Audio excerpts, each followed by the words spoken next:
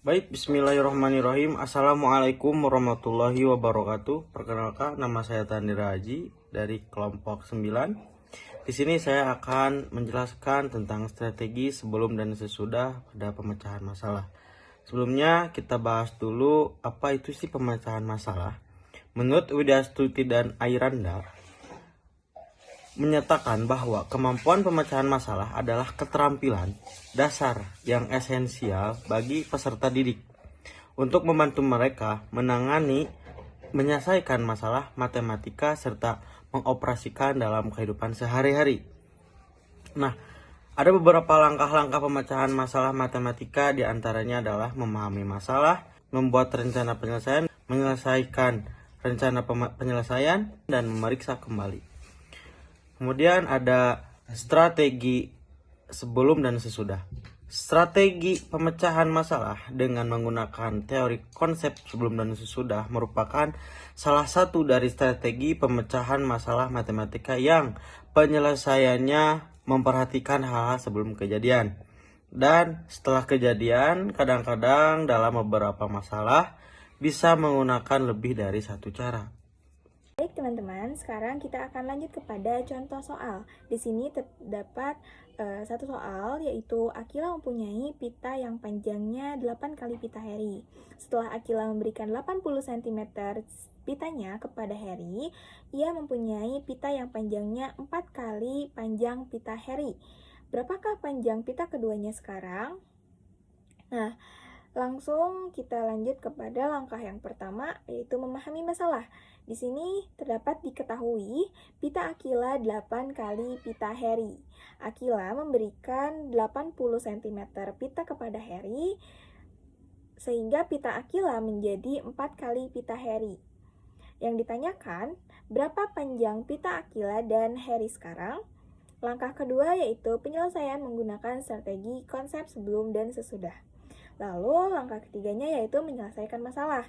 Di sini kita cantumkan sebelumnya dulu, di mana sebelumnya Akila mempunyai 8 pita, gitu. Sedangkan Heri mempunyai 1 pita. Nah, kita belum tahu 1 pitanya itu berapa sentimeter, sehingga kita akan mengetahui berapa hasil akhir yaitu dari pita Akila dan Heri.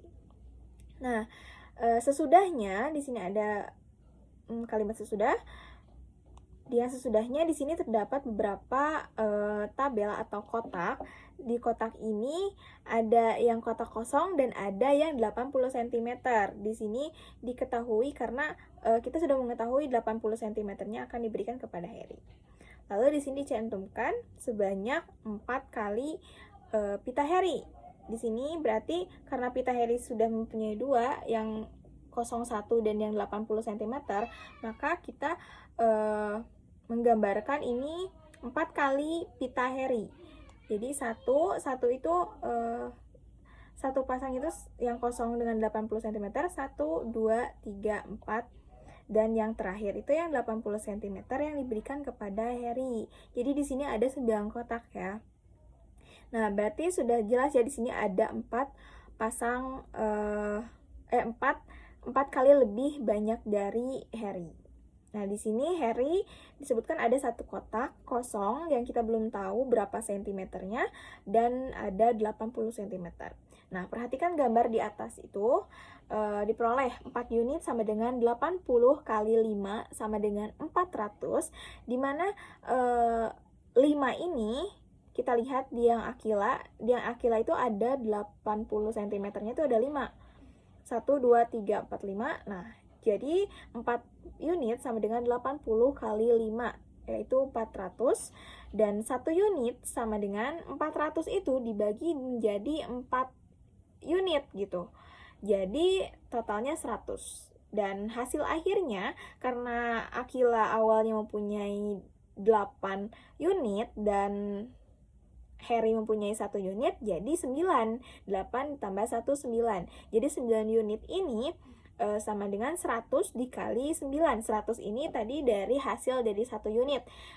Sehingga 100 dikali 9 hasilnya yaitu 900. Nah, lalu selanjutnya pada langkah keempat, memeriksa kembali. Nah, untuk memeriksa kembali, kita dapat menggunakan gambar yang tadi. Jika panjang pita keduanya 900 cm, berarti sebelumnya pita Aquila itu 800 cm ya teman-teman, dan pita Harry itu 100. Jadi setelah diberikan kepada Harry 80 cm, si 800 itu berarti akan berkurang menjadi 720 cm atau 800 cm dikurang 80 cm menjadi 720 cm. Nah, pita Harry menjadi 180 cm. Gitu. Kenapa 180 cm? Karena dari 100 cm hasil perolehan awal, karena Harry mempunyai satu pita dan itu 100 cm ditambah 80 cm dari pita Aquila, sehingga hasilnya yaitu 180 cm. Ternyata benar ya teman-teman bahwa pita Aquila itu 4 kali dari pita Harry. Kenapa? Karena 180 dikali 4 hasilnya yaitu 720.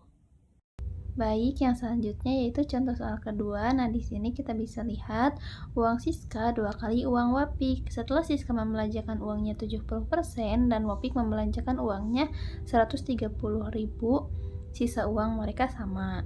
Berapakah uang Siska yang dibelanjakan? Nah, langkah yang pertama itu kita memahami masalah. Nah, kita cari dulu diketahuinya. Nah, tadi kan dilihat dari soal sebelumnya, uang Siska 2 kali uang Wapik, berarti diketahui uang Siska 2 kali uang Wapik. Lalu Siska membelanjakan uangnya 70% dan Wapik membelanjakan uangnya sebesar 130. Dan sisa uang mereka itu sama, maka ditanyakannya itu berapa uang Siska yang dibelanjakan. Nah, yang kedua yaitu menentukan strategi, yaitu menggunakan strategi sebelum dan sesudah. Nah, langkah ketiganya kita menyelesaikan masalah. Karena di sini strateginya sebelum dan sesudah, maka kita cari dulu sebelumnya. Nah, sebelumnya itu kan tadi di soalnya uang Siska itu 2 kali uang Wapik. Berarti uang Siska itu 2 kalinya dari uang Wapik ya. Nah, di sini kita menggunakan bantuan gambar. Nah, di sini kan punya Siska itu ada 2, sedangkan Wapik itu ada setengahnya dari Siska. Nah, di sini kita lihat sesudahnya. Sesudahnya itu dari yang gambar tadi, yang kotak ini, kan ini cuma ada 2. Kita bagi lagi menjadi 10 agar memudahkan mengisinya. Kan di sana juga sudah diketahui Siska itu membelanjakan uangnya 70% dan Wapik membelanjakan uang sebesar 130. Lalu sisa uang mereka sama. Nah, karena ini ada 10 bagian punya Siska, kita coret 7 bagiannya karena Siska itu sudah membelanjakan 70%-nya. Lalu kenapa yang Wapik dicoret 2? Karena di soalnya itu diketahui sisa uang mereka itu sama, maka kita lihat sisanya itu kan sama ya, ada 3 kotak yang ditandai. Nah, dari sketsa juga dapat dilihat sisa uang Siska dan Wapik itu sama. Uang yang dibelanjakan Wapik itu 2 bagian, yaitu 130. Nah, kita kan belum tahu ya satu bagiannya berapa, maka 130 itu dibagi 2 bagian, maka hasilnya itu 65.000. Nah, yang Siska, sedangkan uang Siska yang dibelanjakan itu 7 bagian, maka kan tadi sudah diketahui satu bagiannya itu 65.000, maka kita kalikan. Punya Siska 7 dikali 65.000. Kenapa 7? Karena yang sudah dibelanjakannya itu ada 70%. Maka hasilnya itu 455.000. Jadi Siska membelanjakannya itu 455.000. Nah, di sini berarti uang Siska ini ada 455.000 yang dibelanjakannya. Langkah yang keempatnya itu kita memeriksa kembali. Nah, sebelum dibelanjakan, uang Wapik itu 5/2 kali 130.000. Nah, kenapa 5/2? Karena dilihat di gambar ini, keseluruhan bagiannya itu ada 5 punya Wapik, sedangkan yang udah dicoretnya itu ada 2 bagian, maka di sininya uang Wapik 5/2 dikali 130.000. Nah, kita kalikan dulu. 5 kali 130.000 itu 650.000. Nah, 650.000 itu dibagi 2, hasilnya itu yaitu 325.000. Nah, uang Siska juga sama ya di sini 10/7-nya itu dari gambar yang ini tadi yang 10 bagian dibagi 7 yang sudah dibelanjakan. Nah, di sini dikalikan dulu sama 10 dikali 455.000, lalu hasilnya dibagi 7, maka hasilnya itu 650.000.